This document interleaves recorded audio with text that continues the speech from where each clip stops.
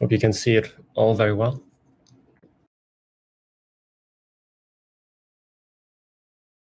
I hope that's a yes. Looks good.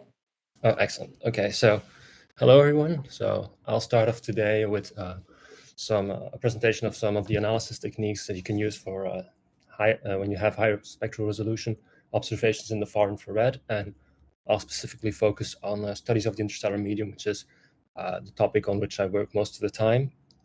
So I'll present several studies and also try to put an emphasis on the different tools that they use, so that you can use as well if you're interested in working with spectroscopic observations in the far infrared.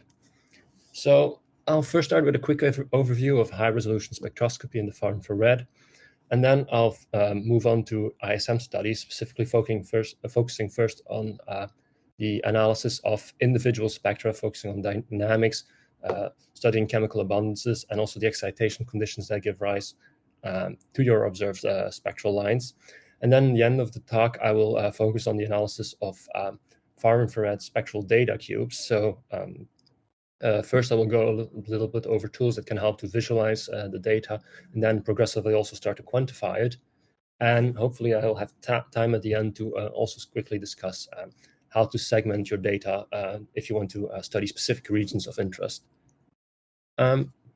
So a very quick overview for far infrared astronomy. So it's generally defined between for wavelengths between 30 and 300 or 450 micron, depending on the source, literary source that you read. So I indicated this on the plot below. This is the region highlighted in red, which corresponds to the far infrared wavelengths. And as you can see at ground level, there's basically entirely the atmosphere is entirely opaque, and this is mostly due to water vapor. So you need to get above this water vapor, for which you need to get at least in the stratosphere, where, for example, SOFIA is observing. But ideally, you obviously go into space where you're not hindered at all anymore by the atmosphere. So why are we interested in, or why would we be interested in far infrared spectral lines? First of all, because there's a lot of very interesting lines in this frequency or wavelength range. One, for example, is water, which has a lot of transitions, which is shown on the right from the Herschel WISH spectra program. So I don't know if you can see my cursor. So this highlights all the water lines that they see in this program towards protostellar towards protostellar regions, and I think these spectra are specifically towards alphas of these protostars. And so, yeah, people are obviously interested in water because it's, or the trail of water, because it's presumed to be very important for the development of life. So to study the evolution of water over the formation of stars and planets. But there's also quite a lot of other spectral lines that are really interesting if you want to study, for example, galaxies and the interstellar medium. C2 is a very interesting tracer. Jessica already talked quite a lot about this on the first day. So it can help you to trace, for example, star formation rate in galaxies. A line that has been getting a lot of attention as well recently, or a lot of interest, is deuterated molecular hydrogen, or HD, which has been proposed as allowed to have an improved measurement of the mass of disks around protostars where planets then form, so to get a better understanding of their evolution. Another molecule with a lot of lines in the far infrared is CO, and when we talk about far infrared lines, for CO, you specifically would be interested in, for example, shocks or photodissociation regions. But there's a vast range of spectral lines. There is ionized nitrogen emission. There is emission from atomic oxygen. There's also emission from helium H+, which was presumably the first molecule that formed in the universe, and which was actually detected by SOFIA a couple of years ago. There's also, for example, H2D+, which is potentially a good chemical tracer of the age of protostellar cores where stars are forming. So there's a lot you can do with far infrared spectral lines. So I'll give a brief history of far infrared spectroscopy as far as I could find. So when I talk of high spectral resolution observations, I think of at least a resolution that gives you 10 kilometers per second. And the first one that I found with that was the long wavelength spectrometer on the ISO space telescope. So there were observatories, far infrared observatories before ISO, for example, the Kuiper Observatory, but to my knowledge, they did not reach a very high spectral resolution, or at least not 10 kilometers per second. There are people in the audience who have probably more knowledge about this, so they can correct me if I forgot something earlier before this, but this is the best that I found. So then when you talk of really high spectral resolution, so an R above a million, reaching up to a spectral resolution of 0.1 kilometer per second, what we have is the hi-fi receiver on Herschel, and then the upgrade and the foregrade receivers on board of SOFIA. And on the picture on the right, I show is a picture of the upgrade receiver inside the SOFIA plane. So here I'll quickly talk a little bit more about the upgrade and the foregrade receiver, because they will be the data from these, particularly from the upgrade receiver, will be what I use here to present several examples. And Ronan Higgins will talk directly after me about the data reduction of the upgrade observations. So first of all, upgrade has two spectral bands and 7 spatial pixels for each band. So it has the high frequency array, which is used for to observe atomic oxygen at 63 micron. And then it has a low frequency array, which is typically used to observe C2 at 158 micron, but you can also use one of the polarizations to observe atomic oxygen at 145 micron, which is obviously very complementary to the 63 micron observations. Then there is a foregrade, which has 4 spectral bands, but only 1 spatial pixel per band. And so it comes in a variety of frequency ranges, giving access to a larger variety of spectral lines, like a ionized nitrogen line or atomic carbon line or CO lines.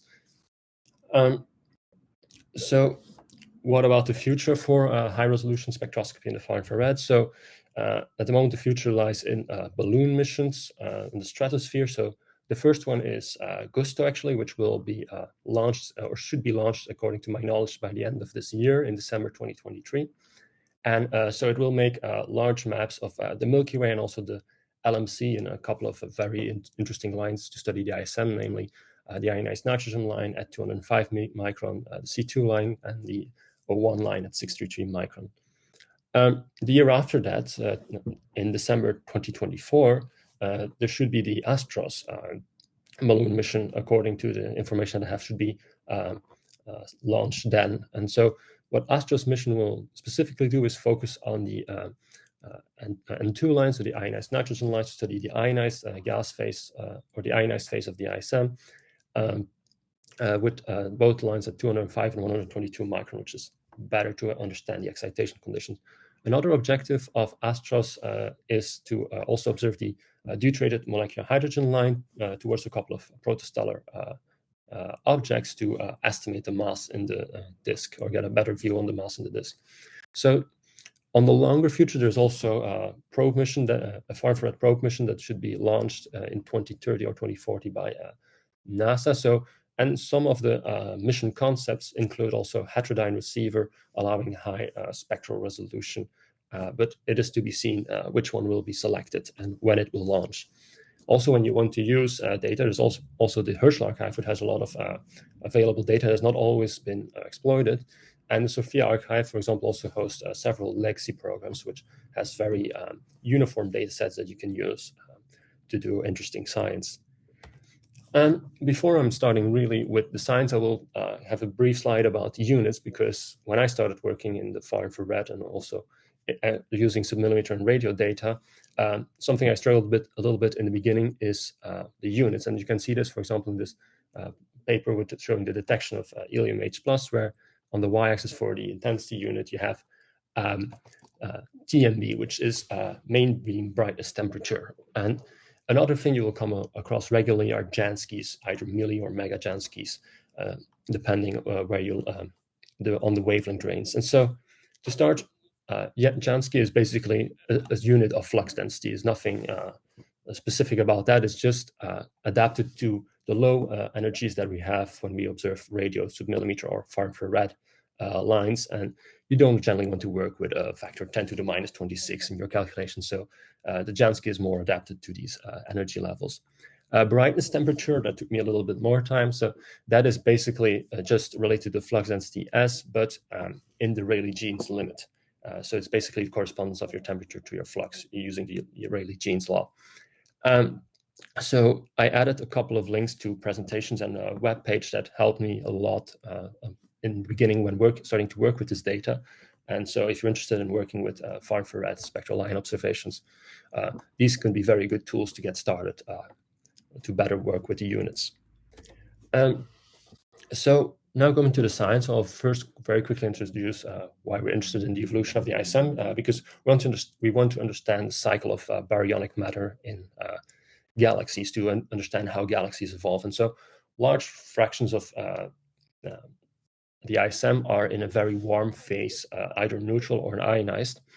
And to form stars, it has to condense into colder clouds where then molecules can form, leading to the formation of molecular clouds. And in these molecular clouds, in the densest regions, you can then form stars. And these stars, when evolving, they will provide copious amount of energy that are injected again into the ISM, which can lead to the disruption of molecular clouds and putting all the gas again in a state of warm, in a warm phase. It could be either neutral or ionized. And so why I like this plot is because it shows a very simple, pragmatic representation of the cycle of the ISM. And it also shows that far infrared lines like C2 can be very powerful probes to understand this evolution.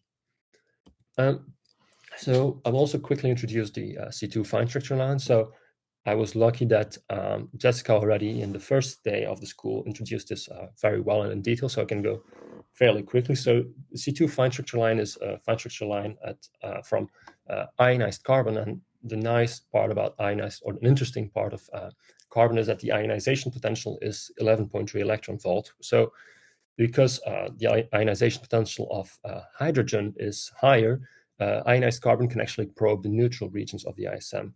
And in fact, it turns out that the C2 fine structure line mostly originates from these neutral regions, and is actually, it appears to be the dominant cooling line in the neutral ISM. And so what it does in these neutral regions is trace photodissociation regions, or PDRs. So I will show, well, on the right, I show a figure of what, like a conceptual figure of PDR, but I won't go in too much detail because Mark Wolfire will later today after the break talk a lot more about PDR. So PDR is just basically, if you have on the left, you have the ionized H2 region, is basically the region just behind the ionization front, where you start to have neutral hydrogen and molecular hydrogen, where the carbon is still, or ionized carbon is still available, and where FUV photons heat the gas. So I'll also quickly mention the feedback legacy survey here with SOFIA, because this will be a survey that I'll use to present some of the results. So what it made is large spectral data cubes, or large maps in the C2 spectral line towards several H2 regions in the Milky Way, and one of which will come back regularly, is the DR21 ridge in Cygnus X, which is one of the most nearby high-mass star-forming regions. So I'll start with some spectral line features. And I'll first show some results from the HiGal legacy program, also at SOFIA, because it shows a lot what you have. You have emission, you have self-absorption, you have foreground absorption in these lines. So, for example, see emission features in C2 and atomic oxygen, and then absorption in particular for the hydrides. So I will admit first, starting talk about this and how they use this data, that I am not familiar with the tools that they use. So if you want to use these tools, please look into the cited papers and into the instruction manuals, because that's where you will find the necessary information. So they fitted their lines with multiple Gaussians and used the Magix automated fitting routine for this that was developed in Cologne. And they modeled their spectra with X-class, which basically solves this, the radiative transfer equation for spectral line, assuming LT. And for this uses spectroscopic data from the Cologne database for molecular spectroscopy, if I'm not remembering that wrong. So the CDMS, and also the spectroscopic data from JPL. And so X-class is included into the CASA software, which is a tool that is available in the CASA software. So what can you do with this observation? So modeling these spectral lines, you can obtain column densities and thus the abundance of these hydrides and also the atoms as a function of, for example, as the molecular hydrogen column density and also as the atomic hydrogen column density. And these abundances are very interesting because they tell you a lot about the chemical processes. They can also tell you about cosmic rays in the ISM. And a particularly interesting one for me personally is the abundance of atomic oxygen in the ISM, because it was all very unclear for a long time in which form oxygen was found in the ISM. And understanding this was very important because oxygen is is central to the development of more complex molecules. So people had to understand where you can find oxygen, and it appears that it's quite abundant actually in the atomic phase. So just oxygen free floating in space in the ISM. Another thing you can do with just spectral lines is study the dynamics already of the ISM. And the work I would like to highlight here is from Borowski et al. In 2012 and 2016, where they use an ammonia line in the far infrared and study the spectral line and absorption and compare the velocity shift relative to the central velocity of an optically thin line, here C17032. And they do this towards clumps of gas that are forming high mass stars. And so what's interesting about this absorption line is that it traces foreground. So if your absorption of the spectral line is redshifted, it means that gas is falling in towards the center of the clump. And if the absorption is blue shifted, don't immediately find it here, for example, then the gas is expanding in the clump. And this is, so the result that they found is that there is actually, in the early stages of high mass star formation, there is infall onto the clump and towards the center of it.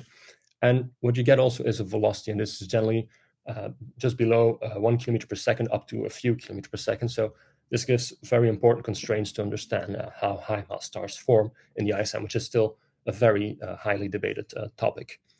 Another reason why I show this study is because they use class, not X class to be clear, for the fitting of their spectral lines.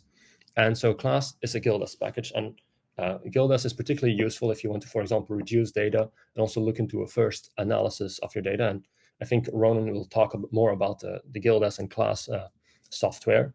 And another good part about the GILDAS package is that it can be easily coupled to Python, allowing it to directly connect with your Python routines.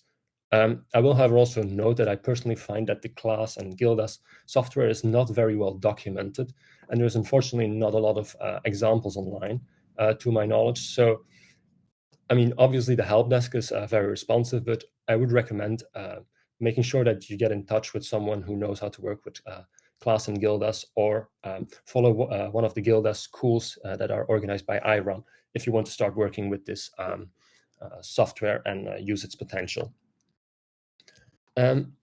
So when talking about the dynamics of the ISM, you're not only limited to studying absorption, you can also look in emission. So I showed a couple of spectral lines here in emission, for example, for the H2 region RCW79, where particularly you see very high velocity wings that are not very clear in the molecular lines.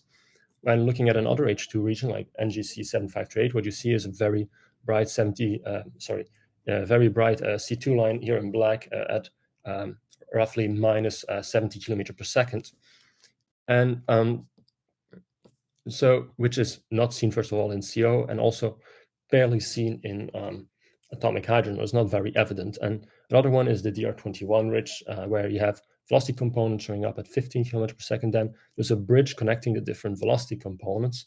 So what you get is that it reveals a lot of dynamics that were previously not seen with typical traces that trace a molecular gas like CO.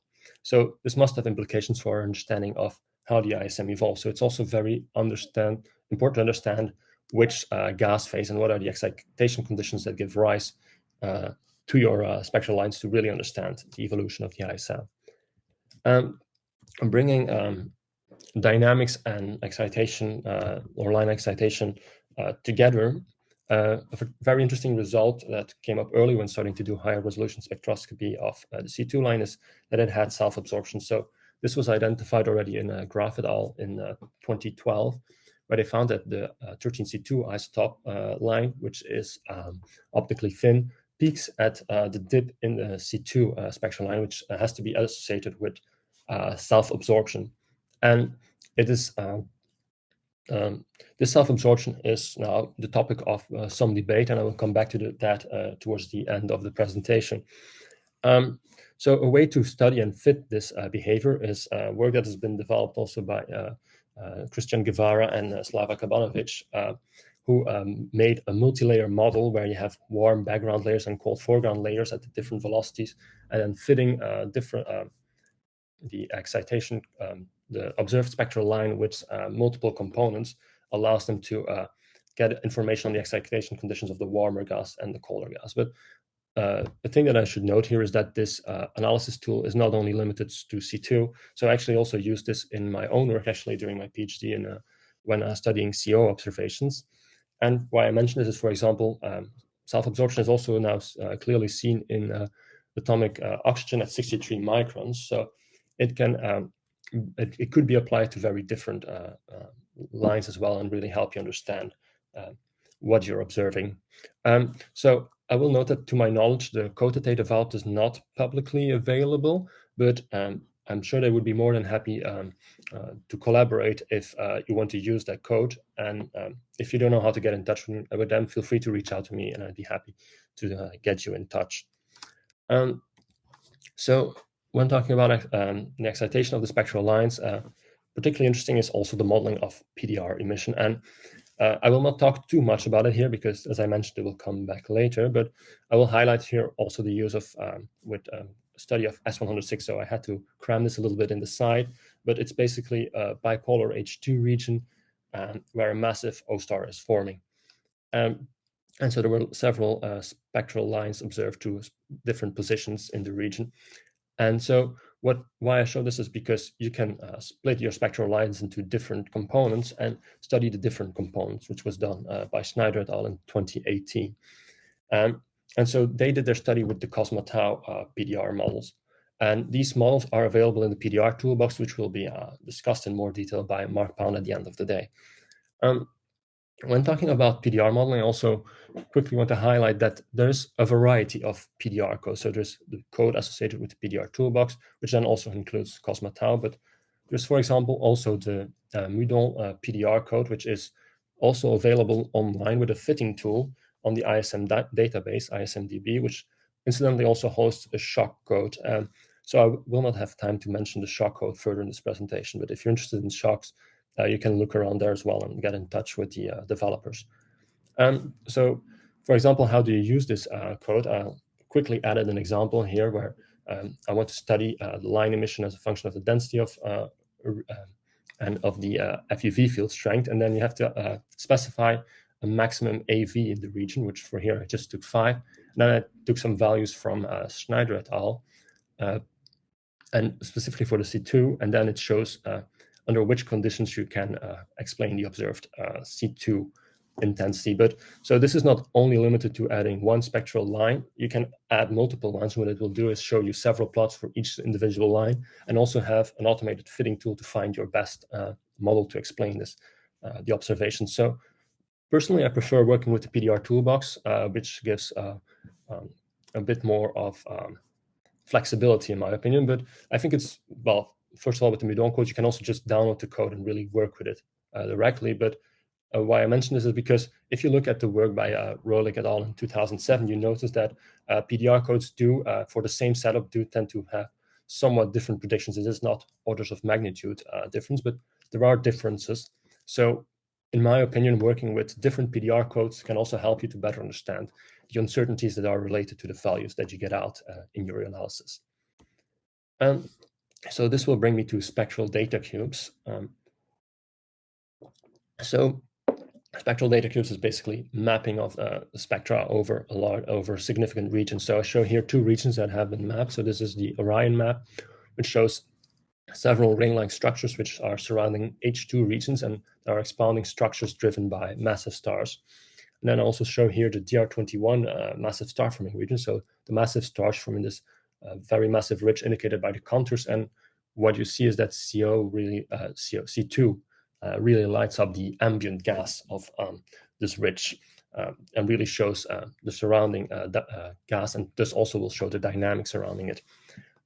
So these are not very good representations in a way of the amount of information in this data, because it's a projection on the 2D, whereas each spatial pixel has obviously a single spectrum. So, and as I tried to point out before, every spectrum has a lot of information. So it's really a vast amount of information with up to millions of spectra that you can use to analyze.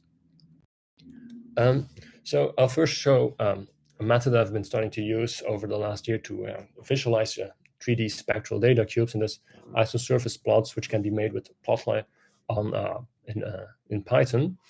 And so these are showing some examples where you have one projection of you have your velocity axis, then your two spatial axes. And if you go, for example, on the link, you see that if you make these plots, you can rotate them so you can look at your spectral data cube and the emission in it from all angles. What example is shown here is, again, the DR21 ridge that I just showed before. And so what you see in CO is that it really traces the dense molecular ridge where the massive stars are forming, and C2, unsurprisingly, showed already a more extended view.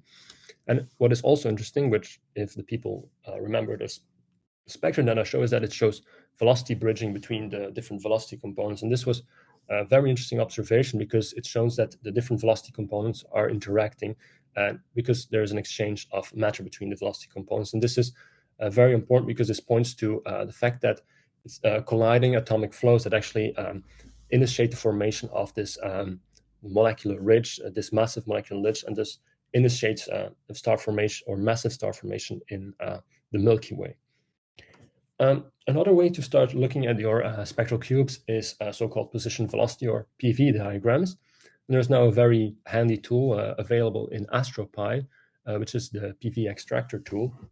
And so basically what a PV diagram is that you make a cut, for example, along the x-axis, and when you plot x-axis, so here is the right ascension axis, and you basically plot the velocity field as a function of right ascension. And what you see here, which is seen for several H2 regions, similar or different than RCW120s, is these expanding shell-like structures, so these quite relatively spherical structures. And if you want to model that, you can very easily just fit a sinusoid to it, which makes use of the velocity offset of the cloud, obviously. So you don't want to include this in your fit. You really want to focus on the shell that you observe.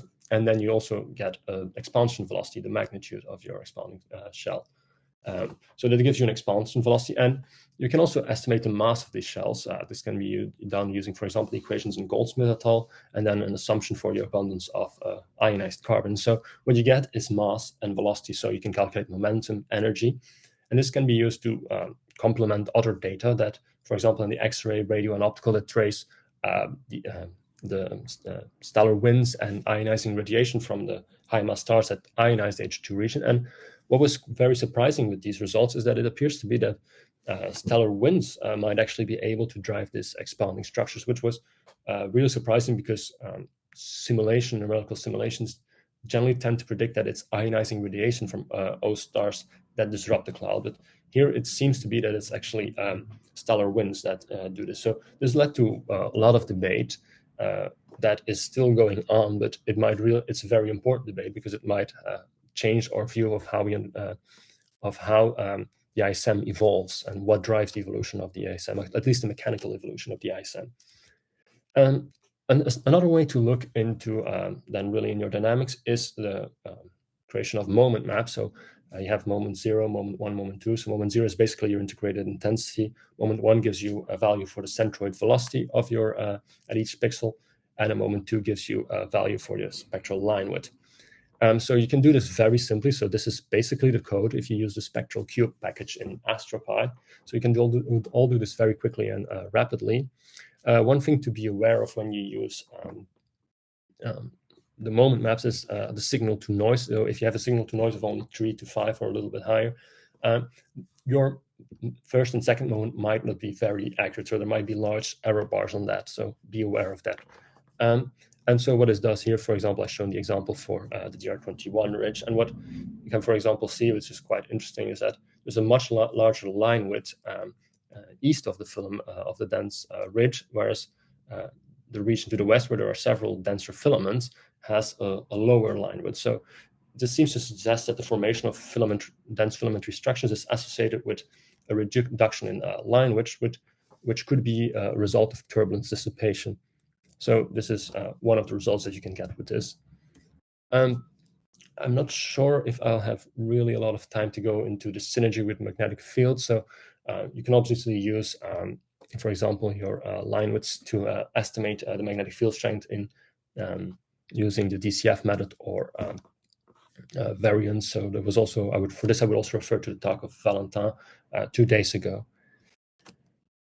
So what I showed before when studying the dynamics is, for example, the moments map. But as I showed, there's several components regularly in spectra. So what you want to do is multi-Gaussian fitting to separate your spectra. And so my advice here would be, first of all, to not reinvent the wheel. So there's been people who have been actively developing fitting tools. So I don't claim to be exhaustive here. I'm just mentioning 2 that I'm aware of, and the Beyond the Spectrum fitting tool that I use, which is a fully automated approach to fitting a spectral data cube. So it uses a quite ingenious method of using derivatives of your spectrum to find estimates of the number of velocity components and the position or the initial guesses for your different velocity components that will be fitted. Another one that you can use is ScoutSpy, which is semi-automated. So the way it works is demonstrated here, where you define larger regions in your data cube. It gives you an average spectrum. You indicate how many components you want to fit to that. It does the fitting, and then based on the information from the average spectrum, it goes through each spectrum in this region to fit it with the information and find the number of velocity components and their values and the values associated with these Gaussian fitting. So this is already, there are quite a lot of tools. There are obviously other ways to do this. So if you want to do that, you can always develop your own code, but be aware that already a lot of codes exist to do this. Here I'll quickly show a result from multi-Gaussian fitting for the DR21 ridge from the Beyond the Spectrum method. And so what I show here in the magenta is regions which have 2 velocity components, whereas the rest of the map has only 1 identified velocity component. For example, you see that here this region corresponds to the presence of a strong blue shift in the moment map, to suggest that this is the result of an additional velocity component.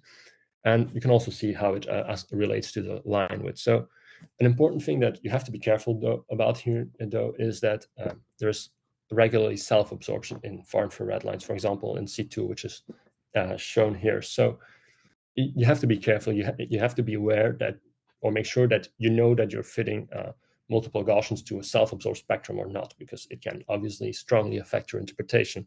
And this is why, for example, this region here has been removed from the analysis, because there is a bright PDR here that is affected by self-absorption.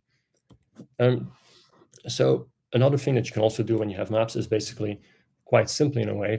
For example, is fitting PDR models to on a pixel by pixel basis, because it's a spectrum for each pixel, so you can just fit a PDR model to that.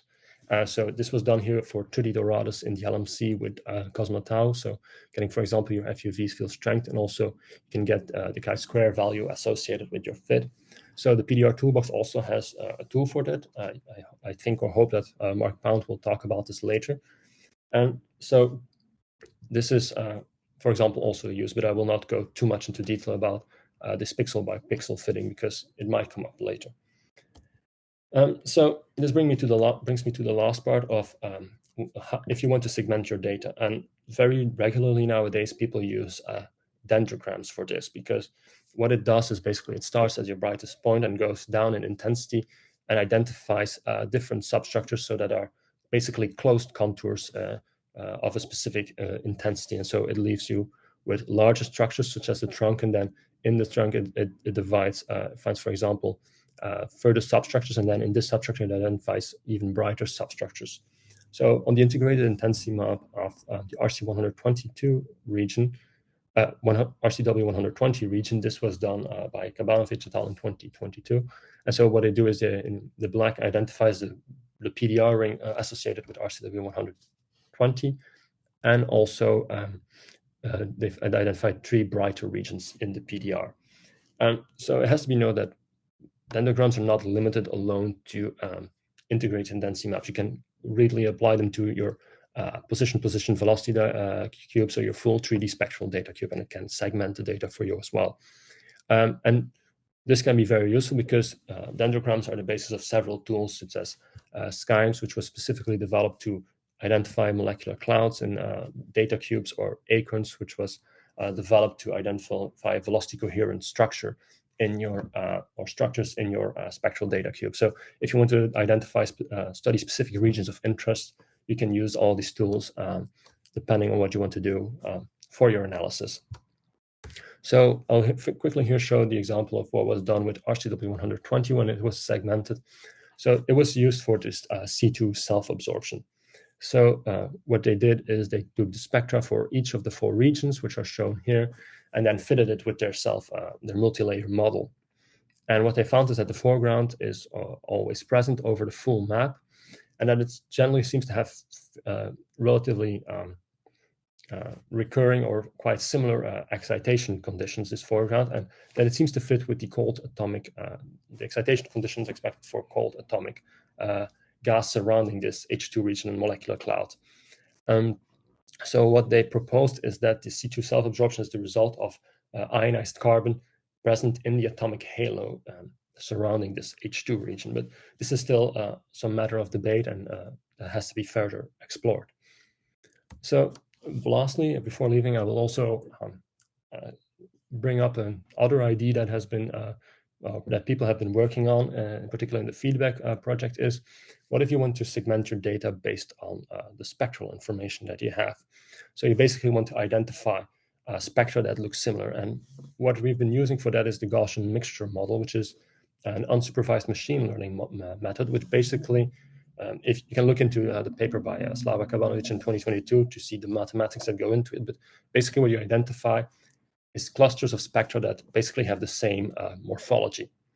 And then you can, based on the Bayesian information criterion, you can identify the ideal number of clusters that describe your spectra. So in this, or describe the spectra in your data cube. And so in this case, there are 7 clusters for the H2 region RCW79. And when you map out the locations of each, the spectra containing to each cluster, these are shown here, you notice that they are clearly organized. And when you know the region, it also makes sense in a way that these regions appear. They really are regions that you, in a way, would expect to be different. So it really seems to be a very powerful and promising tool if you want to study specific regions of interest and really do that based on the velocity information that you have in your spectral data cube. So with that, I will leave you, hopefully with a little bit of time left for questions. So I think far infrared spectral lines in high resolution really provide a unique view, at least in the ISM, but also I'm pretty sure in other astrophysical objects. And every time we work on this data, we are faced with new surprises. So it's really work that is only starting. So I think there's a lot to be done there.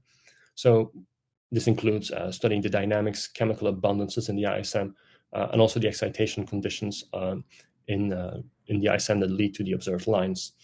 And what helps, also based on development that has been done for radio and submillimeter observations, is that several analysis tools are already available. So you can really dive in very quickly and study whichever object you desire or whatever method you want to use for your analysis. So with that, I will leave you and happily take any questions.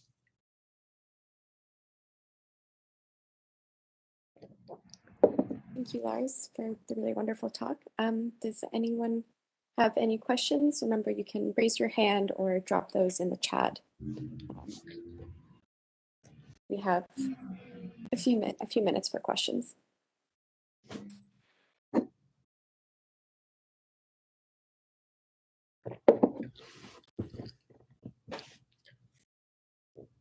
About people, I think we have one really quick question. You showed a lot of really interesting tools that look super useful. And there's one that I was curious about, which was the PV extractor. Does it allow you only to extract a PV diagram along like an X or the X or Y axis, or can you extract a PV diagram like at an angle depending on your situation? So you can do even more than that. So this method, this example here actually doesn't use PV extractor, but you can basically identify a list of points, to my knowledge. So for example, you can go from, if you can see my cursor, you can go from here to here, and then cut this way, and so on, and it will show you a PV diagram along the axis, so you can go in any direction that you want. Great. So it's a really powerful tool, I think. Mm-hmm. That's awesome. Thank you.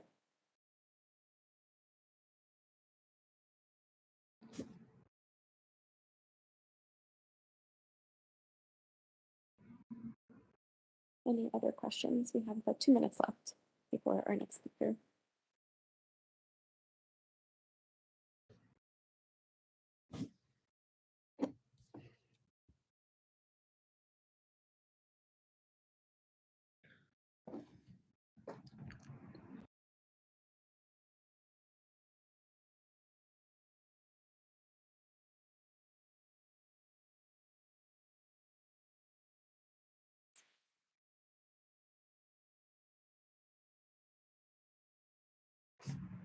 Maybe people are still waking up. All right. If there are no further questions, we have one in the chat. Oh, there's one in the chat. Okay. I was checking the chat and didn't see one earlier. Great. Okay. The question is from Arpita Saha. It says, can you please explain the moment maps and signal to noise ratio part? I unfortunately missed it. Oh, so what I would, what I would recommend is really use it. Look at this paper by T et al. In 2019, where they show the formula. But in particular, when you start to look at moment 1 and moment 2 maps, based on the fundamental ideas that go into calculating moments, so your how you call it, the errors start to get quite large very quickly if your signal to noise is not extremely high. I mean, I don't know the equations by heart, so it's difficult to give more details, but I would recommend looking at this reference where they give the equations exactly, and it will show you, you can basically, for a signal to noise of your spectrum, you can basically immediately calculate the error bar you would have on your first, for example, first or second moment, and see if the calculation that you did for your first moment is then actually significant or not. I hope that answers the question. It looks like we have another question in the chat as well. This is from Carolina Baketina.